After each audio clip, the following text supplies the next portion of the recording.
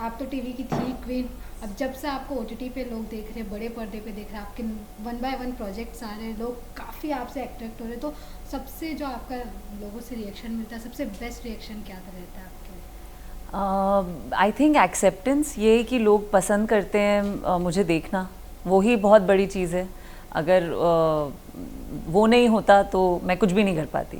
तो लोगों का एक्सेप्टेंस, और दूसरी चीज़ जो मुझे सबसे ज़्यादा पसंद है, क्योंकि वो डायरेक्टली मुझे हेल्प करती है समझने में कि मेरा काम अच्छा था या नहीं, कि मैं जो भी रोल करती हूँ लोग मुझे उस कैरेक्टर से बुलाने लग जाते हैं। तो मुझे लगता है कि वो एक तरह की एक फीडबैक है, कि रिव्यू है, और अगर मैं उस तरीके से देखूं तो मुझे आज तक कभी बुरा रिव्यू नहीं मिला है अगर मैं उस चीज़ को देखूं। नहीं, आपका काम ही बुरा नहीं तो आपको बुरा रिव्यू मिल भी नहीं सकता। Thank you so much, thank you. और इवन एक आर्टिस्ट के लिए ये भी बहुत इंपॉर्टेंट रहता है कि लोग उनको उनके पर्सनल लाइफ से नहीं, उनके रोल या फिर उनके कैरेक्टर से ज़्यादा पहचाने। बिल्कुल बिल्कुल।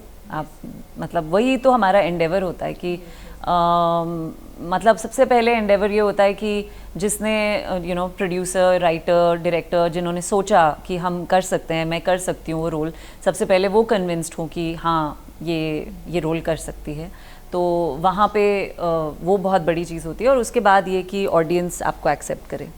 हम बात करेंगे आपकी जो अभी सीरीज़ आई है कुल, the legacy of Rai Singh, काफ़ी अलग है, काफ़ी यूनिक है। अगर जैसे आपके कैरेक्टर की बात करें, आप हमेशा ऐसे डिफरेंट प्रोजेक्ट्स ही चूज़ करती जिसमें आप सेम नहीं दिख रहे, जिसमें आप लोगों को सेम रिद्धि नहीं दिख रहे, एकदम अलग अलग दिख रहे। तो कुल के बारे में क्या कुछ कहना चाहेंगे और आपके कैरेक्टर के बारे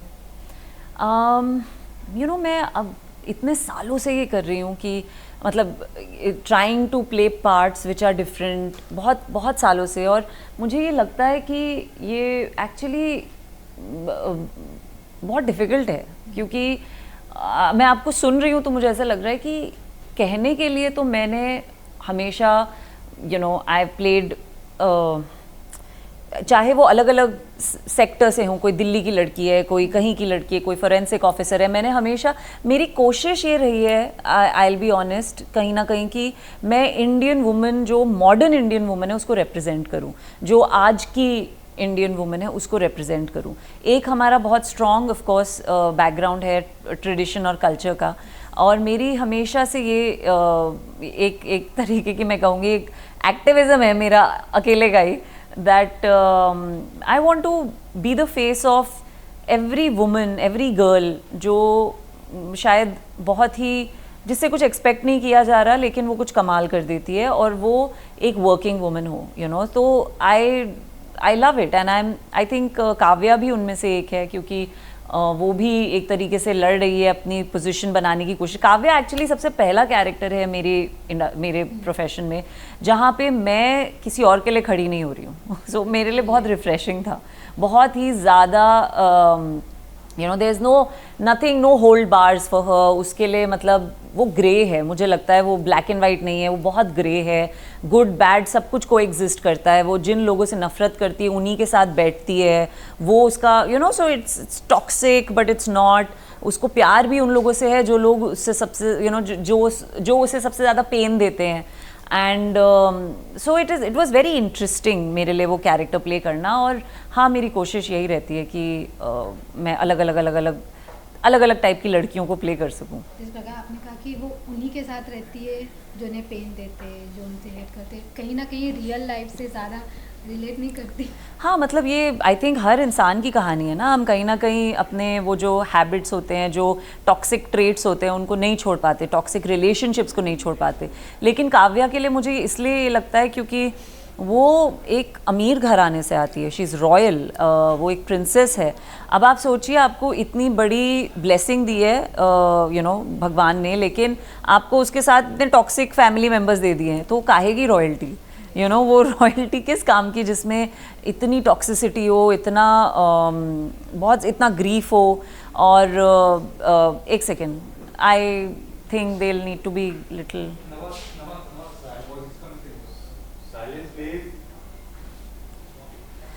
सो आई फील लाइक हाँ, मतलब इट्स वेरी इंटरेस्टिंग कि ऐसा था। और आप देखेंगे, अगर शो देखेंगे तो आपको यही दिखेगा कि वो बहुत कोशिश कर रही है उसमें से निकलने की। एक दलदल जैसा मैं कहूँगी, एक दलदल है जिसमें वो क्विक सिल्वर सैंड वो अंदर ही चली जाती है, लेकिन at the end of the day वो उसकी फैमिली है और वहीं से उसको प्यार भी मिलता है और वही उसका फेमिलियरिटी है, बचपन से वही देखा है। और इतना लाइफ इज़ सो गुड, इतनी रहीसियत है, इतना रॉयल्टी है, so it is a great मतलब mix of emotions for Kavya. Even राजघराने की बात हो रही है, निम्रत जी आपकी बड़ी बहन है, वो सब कुछ क्या कुछ शेयर करना चाहेंगे? क्योंकि ये रॉयलिटी पर ये पूरी मूवी है, उस तरीके का एटीट्यूड चेंज करना, ईगो लाना, फिर बाद में निम्रत जी आपके अपोजिट है, बाद में और कई सारे आर्टिस्ट हैं, कई सारे किरदार हैं, उसके बारे में। हाँ, बहुत मज़ा आया सबके साथ काम करके। मैं उनको भी बोलती हूँ बहुत मज़ा आया तुमसे लड़के सबसे लड़ाई झगड़ा ही कर रहे थे हम, बस जैसे भाई बहन करते हैं वही दिखाना चाहते थे हम कि कैसे भाई बहनों के बीच में जो होता है रियल लाइफ में, जैसे लोग होते हैं, अगर प्रॉब्लम्स हों तो सबके ओपिनियंस अलग होते हैं, सबका चीज़ों को देखने का नज़रिया अलग होता है, तो उसमें वो कैसे, और एक दूसरे को छोड़ भी नहीं सकते, तो एक साथ हैं लेकिन लड़ रहे हैं, तो वो सब करने में बहुत मज़ा आया। It was very new for me. मैंने ऐसा कभी कुछ काम नहीं किया है जहाँ पे आप जिन लोगों से सबसे ज़्यादा प्यार करते हैं उन्हीं किरदारों पे आप आप वार कर रहे हैं उन पे, बिकॉज जितने भी आज तक मैंने रोल्स प्ले किए हैं उसमें ये है कि सब ठीक कर दो, सब अच्छा कर दो, सब फिक्स कर दो। मैं वैसे ही कैरेक्टर्स प्ले करती आ रही हूँ, but so this was very different for me and it was hugely refreshing. जब स्क्रिप्ट आया आपके सामने, हाँ, तब क्या रिएक्शन था? यही कि यही करना है मुझे, ये काव्या ही चाहिए मुझे अभी अपनी ज़िंदगी में काव्या ही चाहिए, क्योंकि आई थिंक वो जवान की कावेरी अम्मा बन के मैं मतलब बहुत खुश थी, लेकिन मुझे लगा कि नहीं यार, अब मैं और किसी की अम्मा नहीं बनना चाहती, अब मैं अपनी I want to be like free bird, and Kavya was that. And I think मैं ये पहले भी कह चुकी हूँ कि जो भी कैरेक्टर्स मैं प्ले करती हूँ, आई don't know if it's a good thing और अ बैड थिंग, बट मैं कोशिश करती हूँ मैं उन कैरेक्टर्स को प्ले करूँ जो उस समय पे मुझसे कुछ एक तरीके का लिबरेशन दिलवा रहे हैं। So I needed Kavya right at that time in my life। आपने कहा भी कावेरी की अम्मा बनते बनते ऐसा हो गया था कि मैं कुछ अलग कैरेक्टर, क्योंकि लोग बहुत याद कर रहे हैं ना उसको, तो इसीलिए मुझे ऐसे लगता है कि बस करो यार, अब तो मतलब move on but don't move on also, because वो बहुत बड़ा, see this is a very big complement कि इतनी बड़ी फिल्म, इतने सारे एक्टर्स, इतने सारे कैरेक्टर्स, उसमें कावेरी अम्मा is like memorable, people remember her and they remember me। बहुत बड़ी चीज़ है। लेकिन उस टाइम जब आपको मिला था ये रोल कावेरी अम्मा, तब ऐसा लगा था मेरी इतनी एज है और मैं इतने एज का ऑफ कोर्स किसी को भी लगेगा ना। नहीं, तब यही लगा था कि ये इसके बारे में शायद हम बात कर चुके होंगे, नहीं किया, तो मुझे यही लगा था कि कैसे, क्यों ऐसा मेरे साथ ऐसा क्यों कर रहे हो, मुझे अपॉर्चुनिटी मिल रही है शाहरुख खान के साथ काम करने के लिए, बट ऐसी, एंड हम फिर एज एन एक्टर आप थोड़ा इंटेलेक्चुअलाइज कर देते हो चीज़ों को, आप ये सोचते हो what's in a role, big और small, a role is a role, तो वो सारी चीज़ें भी दिमाग में चल रही हैं। फिर मुझे लग रहा है what a hypocrite you are if you don't do this role and then you say what big small role does not matter, so what is what do you stand for? इसीलिए मैंने बोला screw it, I will take this challenge, मैं करूँगी ये role. And although there is no part of me that wants to ever come in front of Shahrukh in that prosthetics, but that is me as a person, as an actor, of course I'll do it, I'll do whatever I set out to do, या whatever I'm signed up to do, मैं करूँगी। Even Shahrukh के साथ ही आप सलमान खान के भी साथ काम कर चुके हैं, लोग दोनों में आपको क्या डिफरेंस नजर आया, क्या कुछ सेम नजर आया? ये बात कर चुके हैं, कुछ और बात करते हैं please. They have discussed this many times, बहुत बार मैं बोल चुकी हूँ ये सब। अगर एक क्वालिटी आपको क्या मतलब सीखने मिला, या फिर आप किस प्रकार चेंज हुए? आई थिंक दोनों शाहरुख और सलमान में एक चीज़ जो मुझे सीखने को मिली, and I hope I can imbibe it and continue to hold it, is the quality to never give up and the quality to always keep a child like attitude. एक बचपना एक अलग चीज़ होती है, लेकिन अपने अंदर के बच्चे को जगाए रखना वो अलग चीज़ होती है।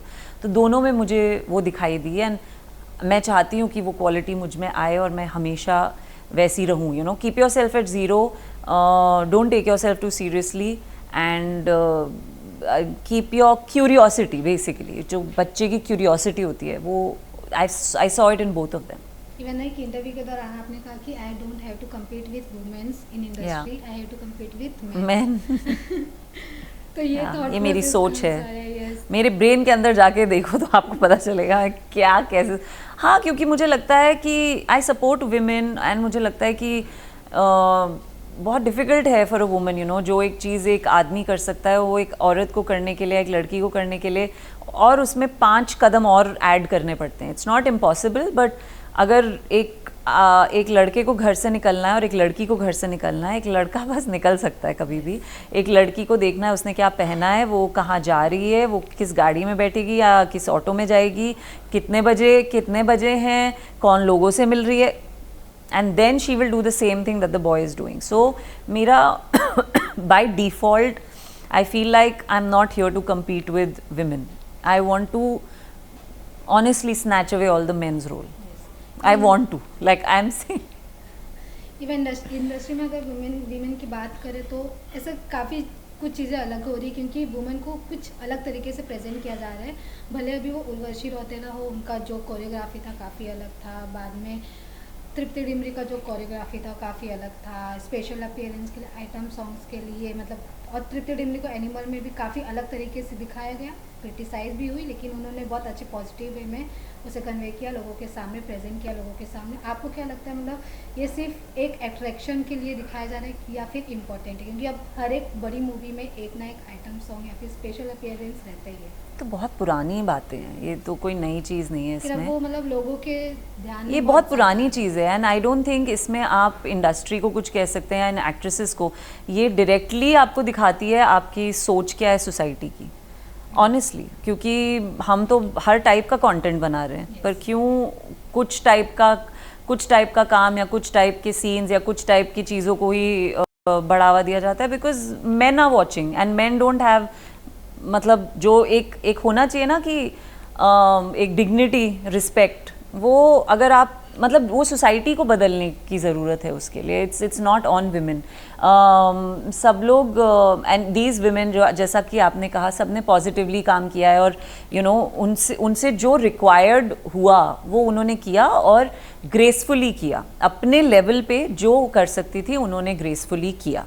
आई थिंक उनको तो बहुत, मुझे लगता है, शाबाशी देनी चाहिए कि उन्होंने एक डिटैच्ड होके, बहुत ज़्यादा किसी को जज ना करके कि क्यों लोग ऐसे गाने सुनते हैं या क्यों लोग ये करते हैं, बिना ये किए उन्होंने बस एंटरटेन किया और वो चली गई हैं अपने अपने रास्ते, आगे बढ़ गई हैं लाइफ में। But I think it's a take on our society कि why do you want to watch all this, would you watch this with your family, would you watch this with your sister, would you watch this with your mother? No, you want.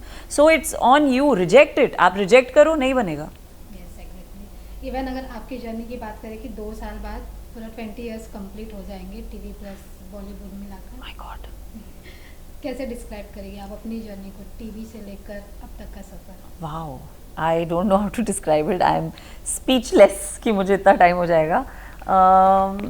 मैं कैसे describe करूँगी? Ongoing journey है। I think अभी तो I started, आप बोल रहे हो 20 इयर्स हो जाएंगे 2 साल बाद, मुझे लग रहा है कि फिल्मों में ही मैंने अभी शुरू किया कुछ 2 साल पहले, तो अभी तो it's like a open canvas for me. बहुत सारी अपॉर्चुनिटीज़ हैं जो मैं लेना चाहती हूँ और मैं काम करना चाहती हूँ, बहुत सारे लोगों के साथ काम करना चाहती हूँ। And the kind of environment जो अभी है, it's a very positive environment for female actors, चाहे वो करीना कपूर हो, काजोल हो, माधुरी दीक्षित हो, ये सब, दीज एक्ट्रेसेस आर प्रूविंग कि it does not matter, they are doing such great work, they are holding Tabu, ये सब they keep doing work and वो इतना अच्छा काम करते हैं that they are opening some pathway. और प्रियंका चोपड़ा हो, she is open some pathway for zillions of us. So I think it's a great time to be a female actor. Yes, even last question, कोई एक artist या फिर कोई एक director जिसके साथ आपका बहुत मन है कि आप उनके साथ आगे जाके कोई ना कोई प्रोजेक्ट करो? बहुत सारे लोग हैं, बहुत सारे लोग हैं। आई मीन मैं सुबह से एक ही नाम ले रही हूँ और वो पता नहीं क्यों आ रहा है, मुझे भी समझ नहीं आ रहा, बट संजय लीला भंसाली, मैं उनके सेट पे काम करना चाहूँगी। और ये चीज़ मैं एज एन एक्टर कम और एज अ सिनेमा लवर ज़्यादा कह रही हूँ कि I mean, of course, it's not a dreamy-eyed statement. I want to, I would love to work on his set because he loves cinema. That's why.